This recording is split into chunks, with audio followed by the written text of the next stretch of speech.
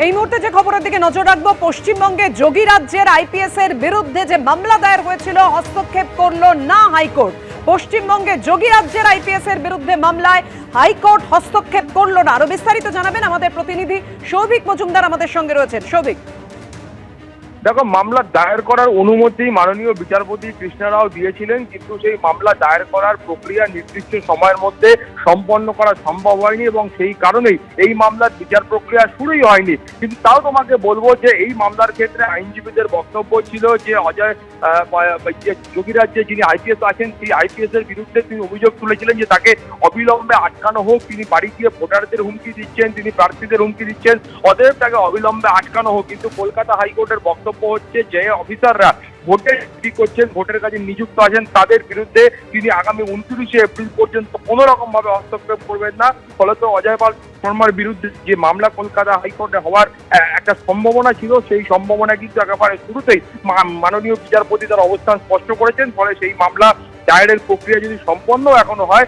সেক্ষেত্রে গোটা বিষয়টাই কিন্তু শুধু আনুষ্ঠানিকতার পর্বে সীমাবদ্ধ থাকবে। ধন্যবাদ সৌভিক।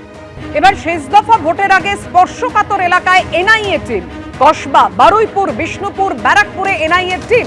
ভাঙড়, বর্ধমান, হুগলি, নদিয়ায় পৌঁছে যাচ্ছে এনআইএ টিম। কোথায় কোথায় এনআইএ টিম এবং কখন তারা পৌঁছবেন, বিস্তারিত জানাবেন আমাদের প্রতিনিধি আবির দত্ত আমাদের সঙ্গে রয়েছেন। আবির, দেখো, শেষ দফা নির্বাচনের আগে বিভিন্ন স্পর্শকাতর এলাকায় গিয়ে পৌঁছচ্ছে এনআইএ টিম। যেটা জানা যাচ্ছে, জাতীয় তদন্তকারী সংস্থার বেশ কয়েকটি টিমে ভাগ হয়ে ভাঙড়, বর্ধমান অর্থাৎ পূর্ব বর্ধমানের বেশ কিছু জায়গাতে, হুগলি, নদিয়া জেলা, এছাড়াও বারুইপুর অঞ্চল এবং কলকাতার কসবা, এছাড়াও ডায়মন্ড হারবার পুলিশ ডিস্ট্রিক্টের অন্তর্গত বিষ্ণুপুর থানা অঞ্চল এবং ব্যারাকপুর পুলিশ কমিশনারেটের অন্তর্গত বেশ কিছু জায়গাতে এনআইএ টিম ইতিমধ্যে গিয়েছে। যেটা জানা যাচ্ছে, তাদের সেখানে যাওয়ার পেছনে মূলত দুটি কারণ। প্রথমত, যেসব জায়গাতে এর আগে বোমা বিস্ফোরণ হয়েছে বা কোনো জায়গাতে বোমা উদ্ধার হয়েছে, তো এই ধরনের ঘটনা যেখানে ঘটেছে সেখানকার পরিস্থিতি কি, এবং এই নির্বাচনের প্রাক্কালে যে বোমা উদ্ধারের ঘটনা যেখানে যেখানে ঘটেছে, কি ধরনের বোমা এবং এর পেছনে কারা রয়েছে, এই বিষয়গুলো নিয়ে স্থানীয় যারা পুলিশ তাদেরকে অ্যাসিস্ট করতে এবং তাদেরকে বেশ কিছু বিষয়ে তারা জানাতে চায় এনআইএ, এবং সেই বিষয়গুলো তারা জানাবেন এবং তার সাথে সাথে বেশ কিছু জায়গাতে তারা কিন্তু পরিদর্শনও করতে পারেন।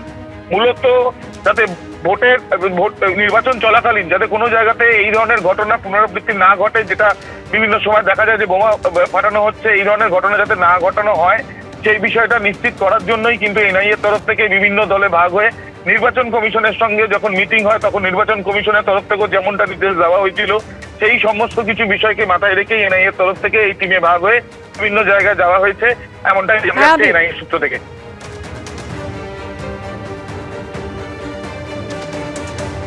এবিপি আনন্দ, এগিয়ে থাকে, এগিয়ে রাখে।